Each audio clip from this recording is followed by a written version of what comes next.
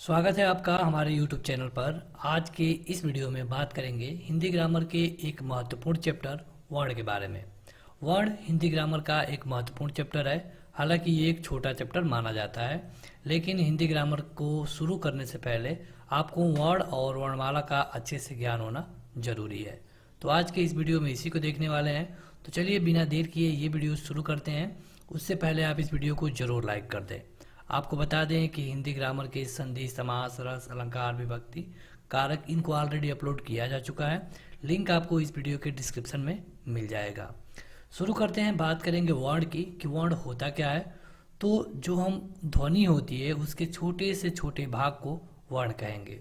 अगर एक लाइन में कहें तो जो वर्ण होती है सबसे छोटी इकाई होती है भाषा की, और इसका कोई खंड नहीं किया जा सकता। यहाँ पे हिंदी में वर्णों की बात करें तो हिंदी में कुल मिला के 52 वर्ण होते हैं, और ये क्वेश्चन कई बार पूछा जा चुका है। अगर वर्णों को एक सटीक क्रम से एक जगह रखा जाए तो इसे हम कहते हैं वर्णमाला। यानी कि वर्णों के समूह को हम क्या कहेंगे? वर्णमाला। जो आप क, ख, ग, घ, अंग ये सब पढ़ते हैं, ये अगर सभी वर्णों को एक साथ रखा गया है तो इन सभी को मिलाकर कहेंगे वर्णमाला। अब देखेंगे वर्ण के भेद के बारे में। तो वर्ण को हम दो भागों में आसानी से बांट सकते हैं, जिसमें से पहला होगा स्वर और दूसरा होगा व्यंजन। स्वर का मतलब ये होता है कि इसमें वैसे वर्ण आते हैं जिनको बोलने के लिए किसी की सहायता की जरूरत नहीं होती है।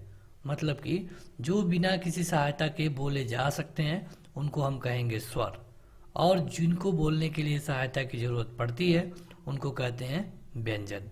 देखेंगे स्वर के बारे में तो अ, आ, छोटी, बड़ी, छोटाऊं, बड़ाऊं, ए, आए, ओ, औ, अंग, अ, रे, रे, रे और रे, ये सब होता है स्वर। स्वर में हमने क्या देखा कि इनको बोलने के लिए किसी की सहायता की जरूरत नहीं पड़ती है। स्वर को भी आप दो भागों में बांट सकते हैं, जिसमें से पहला होगा मूल स्वर और दूसरा होगा संयुक्त स्वर। मूल स्वर का मतलब ये होता है कि जो मेन स्वर होते हैं, जैसे कि अ, आ, ई, बड़ी, छोटा ऊ, बड़ा ऊ, ए और ओ। लेकिन इसके अलावा जो संयुक्त स्वर होते हैं, जैसे कि आए और औ, इनको हम संयुक्त स्वर कहते हैं। ये इसलिए क्योंकि ये किसी न किसी को जोड़ करके बनाए गए होते हैं। जैसे आय को देखेंगे तो ये ए और ए को जोड़ के बनाया जाता है। औ को देखेंगे तो ये औ और ओ को जोड़ के बनाया जाता है। तो जो संयुक्त करके बनाए जाते हैं उनको हम संयुक्त स्वर कहेंगे, और जो मूल रूप से हैं उनको हम मूल स्वर कहते हैं। इसके अलावा जो मूल स्वर की हम बात कर रहे थे, ये भी तीन भागों में बांटे जा सकते हैं, जिसमें से पहला होता है ह्रस्व स्वर, दूसरा होता है दीर्घ स्वर और तीसरा होता है प्लुत स्वर। ह्रस्व स्वर का मतलब ये होता है कि जिनके उच्चारण में आपको कम से कम समय लगे। मतलब कि ऐसे स्वर जिनके उच्चारण करने में कम से कम समय लगे उनको हम कहेंगे ह्रस्व स्वर। जैसे कि अ, आ, ई, ओ और रे। ये ह्रस्व स्वर चार होते हैं, और इनके उच्चारण करने में आप देखेंगे कि बहुत कम समय लगता है। इसके अ, ई, उ, रे, तो इनके उच्चारण में कम से कम समय लगता है। आप याद रखिए कि ह्रस्व स्वर होते हैं चार, और कहीं कहीं पर तो इन्हीं चार को मूल स्वर कह दिया गया है, किसी किसी बुक में आप देखेंगे तो। अब देखते हैं दीर्घ स्वर। तो दीर्घ स्वर का मतलब ये होता है कि इनमें जो टाइमिंग लगती है ह्रस्व स्वर के 2 गुना लगती है। मतलब कि ऐसे स्वर जिनको उच्चारण करने में ह्रस्व स्वर से 2 गुना टाइम लगे उन्हें हम दीर्घ स्वर कहते हैं। जैसे कि आ, ओ का आ हो गया है, छोटी ई का बड़ी हो गया, छोटा ऊ का बड़ा ऊ हो गया है, और इसी तरह ए, आए, ओ, औ। तो ये जो 7 होते हैं ये दीर्घ स्वर होते हैं, 4 होते हैं ये ह्रस्व स्वर होते हैं। इसके अलावा जो तीसरा भाग है इसे हम कहते हैं प्लुत स्वर।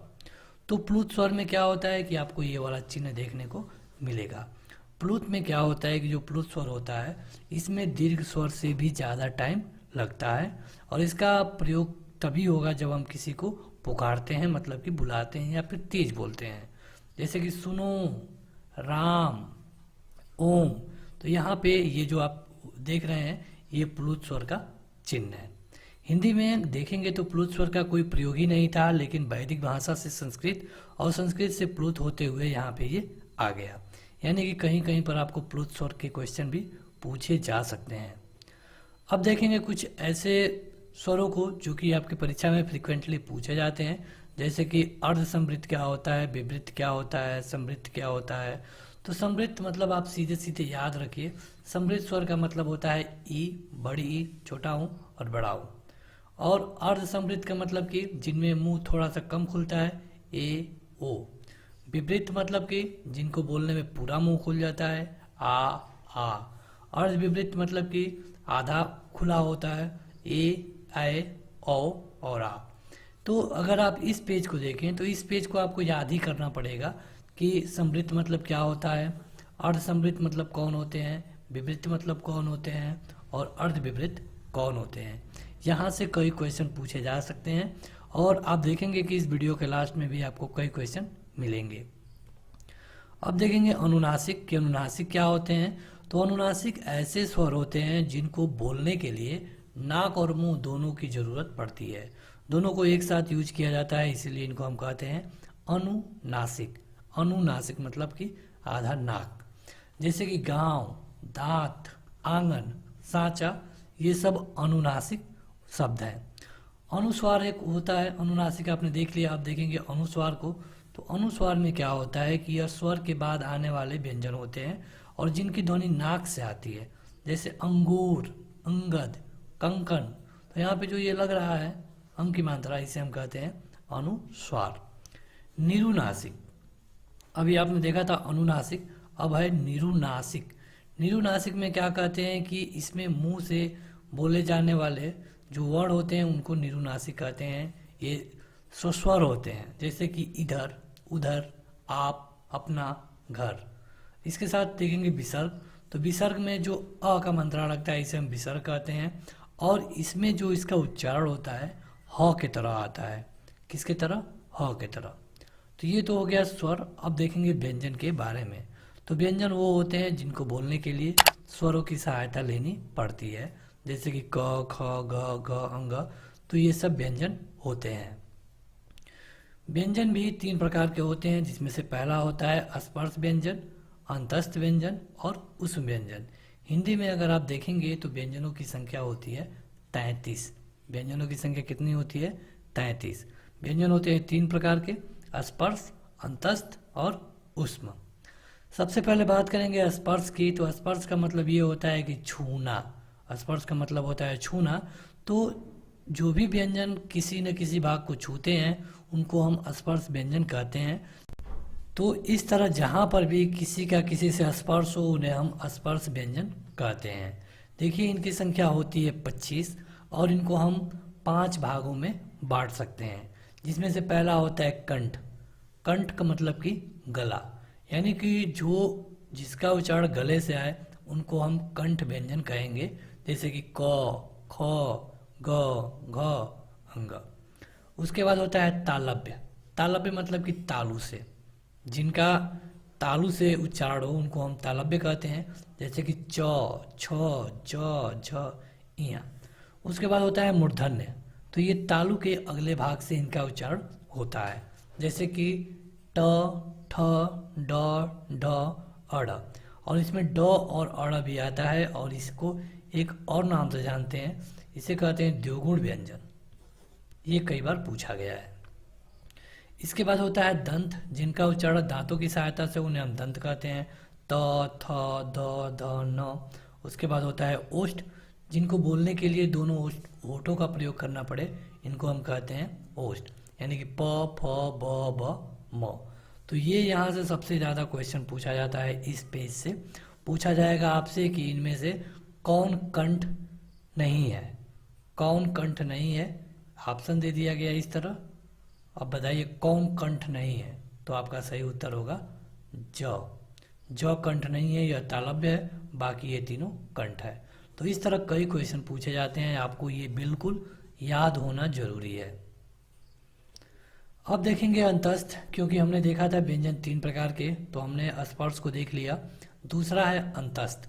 अंतस्थ का मतलब होता है अंतः मतलब कि भीतर, और जो भीतर से उच्चारण है अंतस्थ हो उनको हम अंतस्थ कहते हैं। ये कुल मिला के केवल 4 होते हैं, य, र, ल, व। आपको याद रख लेना है, ये 4 होते हैं, य, र, ल, व। इसके बाद होता है उष्म व्यंजन। तो उष्म व्यंजन ऐसे होते हैं, उष्म मतलब होता है गर्म। तो जिनका उच्चारण करते समय जो हवा है मुंह के विभिन्न भागों से टकरा करके थोड़ी गर्मी पैदा कर रहे, ऊष्मा पैदा करे, उन्हें हम ऊष्म व्यंजन कहते हैं। और ये भी 4 होते हैं, स ह। तो आपको एक बिल्कुल याद होना चाहिए। अंतस्थ मतलब कि य र ल व, और ऊष्म मतलब कि बड़ा स, छोटा स, ये वाला स छोटा वाला, और ये ह। तो ये होता है पूरा व्यंजन। अब देखेंगे कि व्यंजनों को अगर हम वायु प्रक्षेप के अनुसार बांटे तो ये कितने तरह के होंगे। मतलब कि जिस तरह मुंह से हवा निकलती है उसके अनुसार, तो इन्हें हम 2 भागों में बांट सकते हैं, जिसमें से पहला होता है अल्प प्राण और दूसरा होता है महाप्राण। तो अल्प प्राण में क्या होता है कि उनके जो मुंह से अल्प मात्रा में हवा निकलती है। इसे आप देख सकते हैं अल्प प्राण, अल्प मतलब कि कम, कम मात्रा में वायु निकले, इन्हें हम कहते हैं अल्प प्राण। और जो ज़्यादा मात्रा में वायु निकले इन्हें हम कहते हैं महाप्राण। अब देखिए जो प्रत्येक वर्ग है, जैसे कि अगर हम क वर्ग को लिखे यहाँ पे क ख ग घ अंग च छ ज झ इया ट ठ ड ढ, तो यहाँ पे ये एक एक वर्ग है, ये च वर्ग है, ये ट वर्ग है। तो इसमें से आप देखेंगे कि पहला, तीसरा और पांचवा, ये जो तीनों होते हैं, पहला, तीसरा और पांचवा, ये तीनों अल्प प्राण होते हैं। जैसे कि आपसे पूछ लिया जाएगा कि बताइए कि इनमें से कौन अल्प प्राण नहीं है। ऑप्शन दे दिया गया छ, उसके बाद से ग, उसके बाद से क और उसके बाद से ड। बताइए कि कौन अल्प प्राण नहीं है। सही उत्तर होगा छ, क्योंकि ये दूसरे नंबर का है। आप देखेंगे कि ये दूसरे लाइन में आता है 6। तो इस तरह आपसे परीक्षा में क्वेश्चन पूछा जाता है। बस आप इसमें से ये याद रखिए कि अल्प प्राण होते हैं पहला, तीसरा और पांचवा। अब पहला में जो आएगा, जैसे क आ रहा है, च आ रहा है, ट आ रहा है, जो भी इसमें आए, प आए, तो ये होगा अल्प प्राण। इसके साथ ग, ज, अड़, इसके साथ से अंग, म, ये सब अल्प प्राण में आते हैं। इसके अलावा कुछ और भी होते हैं, जैसे अंतस्थ य, र, ल, व, तो ये भी किस में आएगा, अल्प प्राण में ही आता है। और अधिक क्वेश्चन यहीं से पूछा जाएगा, क्योंकि केवल आपको पता है कि पहला, तीसरा और पांचवा, लेकिन आपको य, र, ल, व का तो स्थान पता ही नहीं है। तो यहाँ से क्वेश्चन पूछा जाता है कि ये अल्प प्राण होंगे या फिर महाप्राण होंगे। तो ये होते हैं अल्प प्राण, पहला, तीसरा और चौथा, मतलब कि पहली लाइन, तीसरी लाइन, पांचवी लाइन, और इसके साथ य, र, ल, व, ये सारे होंगे अल्प प्राण। इनके अलावा जो बच गया, जैसे कि यहाँ पे कौन बचा है, दूसरा बचा है, चौथा बचा है, तो ये जो दूसरी और चौथी लाइन होती है ये होती है महाप्राण। और इसके अलावा जो ऊष्म थे, ऊष्म मतलब कि स, स और ह, ये सारे हो जाएंगे महाप्राण। यानी कि दूसरी और चौथी लाइन और इसके अलावा इसके साथ ऊष्म, इन दोनों को जोड़ करके क्या बनेगा, महाप्राण। महाप्राण का आपका परिभाषा आपसे कभी नहीं पूछा जाएगा, बस आपसे उसी तरह पूछा जाएगा कि बताइए इनमें से कौन महाप्राण है या फिर इनमें से महाप्राण नहीं है। तो इसी तरह के क्वेश्चन पूछे जाते हैं। तो महाप्राण में क्या था, दूसरी और चौथी लाइन, इसके साथ स, ह, और इसके उल्टा अल्प प्राण में क्या था, पहली, तीसरी और पांचवी लाइन, और इसके साथ य, र, ल, व। अब देखेंगे संयुक्त व्यंजन को, जो कि कई बार परीक्षा में पूछा गया है। पूछा जाता है कि बताइए ज को क्या क्या मतलब मिल करके ज्ञान लिखा गया है, क्या क्या मिल करके ज्ञान लिखा गया है। तो यहाँ पे अक्सर लोगों से गलती होती है, ये होता है आधा ज और इया और अ, या फिर अगर ऑप्शन में ज और इया भी है तब भी आप इसे ट्रिक कर सकते हैं।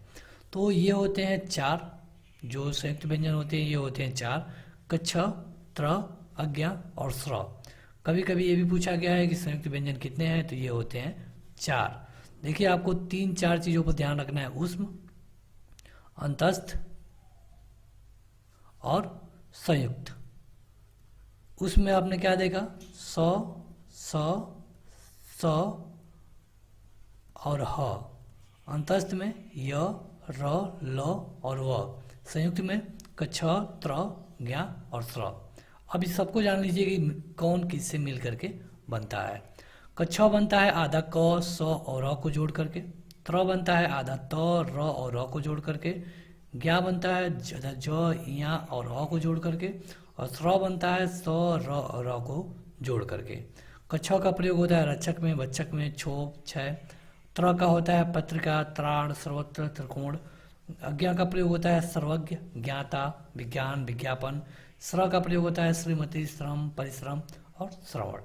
तो ये आपको एकदम याद होना चाहिए कि कौन किससे जोड़ करके बनता है। अगर आप इसे लाइन बाय लाइन पढ़ना चाहते हैं तो आपको लिंक इस वीडियो के डिस्क्रिप्शन में मिल जाएगा। आप वहाँ से जाकर ऐप डाउनलोड करने के बाद वहाँ से पढ़ पाएंगे। अब देखते हैं कि जो इसमें आपको ये जरूर याद रखना है कि ये किससे बनता है, क्योंकि ये क्वेश्चन बहुत बार पूछा जा चुका है। अब देखेंगे द्वित्व व्यंजन। द्वित्व व्यंजन में क्या होता है कि ये समरूप होते हैं और इसको जोड़ करके बनते हैं। जैसे कि दिल्ली, इसमें ल है, फिर से ल है यानी कि दिल्ली। पक्का यानी क है पक्का। कच्चा, च है। चम्मच, आधा म है, आधा त है। तो इस तरह जहाँ पे दो व्यंजन एक साथ आकर के एक आधा और एक पूरा एक अलग शब्द बना है तो इसे हम कहते हैं द्वित्व व्यंजन। कई बार क्वेश्चन पूछा गया है और उसमें सही उत्तर दिल्ली ही होता है, क्योंकि 4 शहरों का नाम दिया होगा, इलाहाबाद, दिल्ली, वाराणसी, कोलकाता। तो इसमें सही उत्तर होता है दिल्ली। तो इस तरह द्वित्व मतलब आप ये जानिए, आप उदाहरण पढ़िए, खुद समझ में आ जाएगा। पक्का, कच्चा, चम्मच और पत्ता। अब देखेंगे घोष और अघोष व्यंजन। अभी आपने देखा अल्प प्राण, महाप्राण, तो आपको एक बार रिमाइंड करा दें। अल्प प्राण क्या होता था?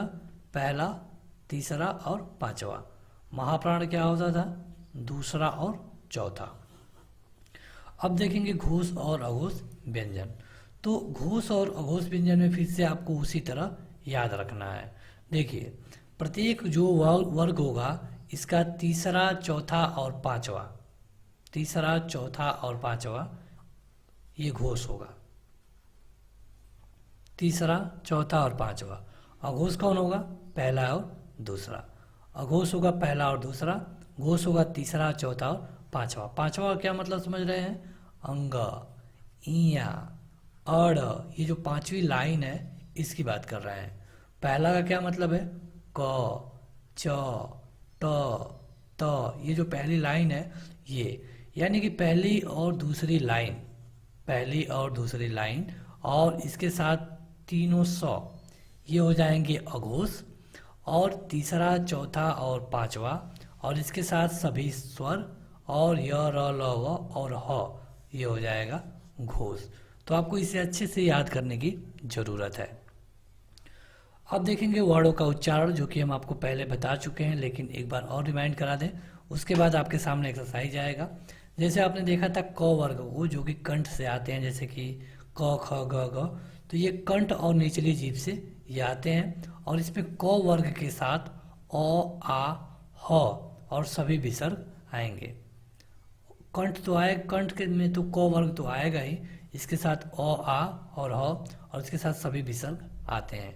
तालव्य में क्या होता है कि जो च, छ, जो आते थे ये तालव्य होता था, तो इसमें च वर्ग तो आएगा ही पूरा, इसके साथ बड़ी ई, छोटी ई, य और स आता है। मूर्धन्य में आपने देखा कि पूरा ट वर्ग आता है, तो ट वर्ग के साथ र और ये पेट फरा हुआ स आता है। दंत में आपने देखा कि त वर्ग आता है, त, थ, द, ध, तो दंत में त, थ, द, ध के साथ ल और छोटा स आता है।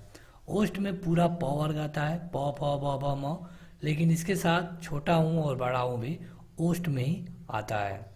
पूछा जाएगा आपसे कि इनमें से कौन ओष्ठ है। ऑप्शन दे दिया गया है क, ज, उ और झ, तो ये सही उत्तर होगा उ, क्योंकि प ओष्ठ में प वर्ग के साथ साथ उ और बड़ा ऊ भी आता है। कंठ तालव्य में दो वर्ण होते हैं, ए और आय। ये क्वेश्चन बहुत बार पूछा गया है। कंठ तालव्य क्या क्या होते हैं? तो ए और आय। कंठोष्ठ में क्या होता है? ओ और।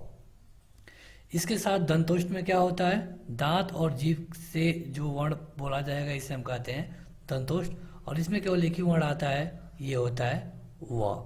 तो ये थे पूरा इसका चैप्टर वर्ण का, वर्णमाला का। अब चलिए देखते हैं एक्सरसाइज, और आपको हर क्वेश्चन के लिए 2 से 3 सेकंड मिलेगा। आप अपना उत्तर हमें कमेंट करके बताते रहिएगा। तो शुरू करते हैं क्वेश्चनों का सिलसिला और आपको अपना उत्तर कमेंट करके बताना है 2 से 3 सेकंड के अंदर। तो पहला है कि व्यंजन के कितने भेद होते हैं। व्यंजन के कितने भेद होते हैं, ऑप्शन यहाँ पे है। तो आपका सही उत्तर होगा 5, क्योंकि आपने पढ़ा स्पर्श, अंतस्थ और ऊष्म, और इसके अलावा अघोष और अल्पप्राण, ये सारे भेद हैं। अगला है कि हिंदी में कुल कितने व्यंजन होते हैं। देखिए यहाँ पे सब कुछ नहीं पूछा गया है, केवल व्यंजन। और जब इस तरह का ऑप्शन दिया गया हो तो आपका सही उत्तर होगा 33, क्योंकि इसमें द्वित्व व्यंजन को, द्विगुण को नहीं जोड़ा जाता है। अगला है कि घ व्यंजन का उच्चारण स्थान है। अब बताइए, जो घ है इसका उच्चारण स्थान आपको बताना है। देखिए ये तो बिल्कुल पता है कि ये क वर्ग का है, क्योंकि क ख ग घ आ रहा है, लेकिन इसका उच्चारण स्थान बताना है। तो आप देखेंगे कि 1, 2, 3 और 4 नंबर पे ये आ रहा है। तो 4 नंबर पे और 2 नंबर पे क्या आता है, महाप्राण। 4 और 2 नंबर पे क्या आता है, महाप्राण। इसका उत्तर हो जाएगा महाप्राण। 1, 3 और 5 नंबर पे क्या आता है, अल्पप्राण। अल्पप्राण। अगला है कि यह कैसा व्यंजन है, यह आपको बताना है। यह स्पर्श है, अंतस्थ है, ऊष्म है या फिर संयुक्त है। तो यह है अंतस्थ, क्योंकि अंतस्थ में होता है य, र, ल, व। स्पर्श में होता है क से लेकर म तक। ऊष्म में होता है स, स, स, ह। संयुक्त में होता है छ, त्र, आज्ञा और स्र। तो ये आपको बिल्कुल याद होना चाहिए। स्पर्श वर्ण कितने होते हैं, स्पर्श वर्ण कितने होते हैं, काउंट करके बताइए, क से लेकर म तक। तो आप देखेंगे 5 इसमें, फिर से ट में 5, ट में 5 और प में 5, और इसके अलावा मतलब 25 होते हैं, एक 5 और होता है, तो ये होते हैं 25। अगला है कि जिन वर्णों का उच्चारण बिना किसी अवरोध के तथा बिना किसी दूसरे वर्ण की सहायता से होता है, उन्हें हम क्या कहते हैं। मतलब कि जिनको बिना किसी की सहायता से हम उच्चारण करते हैं उन्हें हम कहते हैं स्वर। जिनको स्वरों की सहायता से उच्चारण करते हैं उनको क्या कहते हैं, व्यंजन। जिन वर्णों के उच्चारण में वायु का प्रवाह रुक कर या फिर घर्षण के साथ निकलता है उन्हें हम क्या कहते हैं। यहाँ पे ऑप्शन है, 3 सेकंड समय है, हम रुक गए हैं इसीलिए। सही उत्तर है व्यंजन। व्यंजन कहते हैं जिनका प्रवाह रुक कर हो या फिर घर्षण के साथ हो। छ कैसा व्यंजन है, छ। तो छ है संयुक्त व्यंजन, क्योंकि यहाँ पे होता है कच्छ, त्र, आज्ञा और स्र। ऊष्म वर्ण कितने होते हैं, ऊष्म वर्ण तो ये होते हैं 4। चलिए हम इसमें से कुछ कमेंट करके बता देते हैं। स, स, स। हमने 3 बता दिया, चौथा क्या होता है कमेंट करके बताइए। 3 हमने बता दिया, चौथा क्या होता है कमेंट करके बताइए। अगला है कि भाषा की सबसे छोटी इकाई को क्या कहते हैं। तो भाषा की सबसे छोटी इकाई को कहते हैं वर्ड। ट व्यंजन का उच्चारण स्थान बताइए, ट का। ट, ठ, ड, ढ, अड़। 1, 2, 3, 4, 5 बताइए। तो पहला, तीसरा और 5वां ये होते हैं अल्पप्राण। दूसरा और चौथा होते हैं महाप्राण। अब आप बताइए ये ट क्या है, ये पहला है, यानी कि हो जाएगा अल्पप्राण। अगर आपको इसका उत्तर देने में परेशानी हो रही है तो आप जो वर्ण वाली वीडियो है उसको अच्छे से देखिए, आपको ये सारा क्लियर हो जाएगा। अगला है कि इया कैसा व्यंजन है, इया।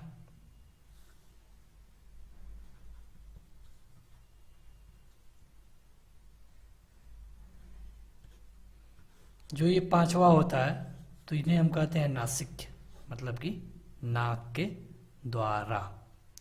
तो बस आज के इस वीडियो में इतना ही। आप इस वीडियो को लाइक करने के साथ अपने दोस्तों में ज़रूर शेयर करें और हमें कमेंट करके बताएं कि आपको यह वीडियो कैसी लगी। तो इसी तरह की वीडियो सबसे पहले पाने के लिए इस चैनल को सब्सक्राइब करें। Thank you.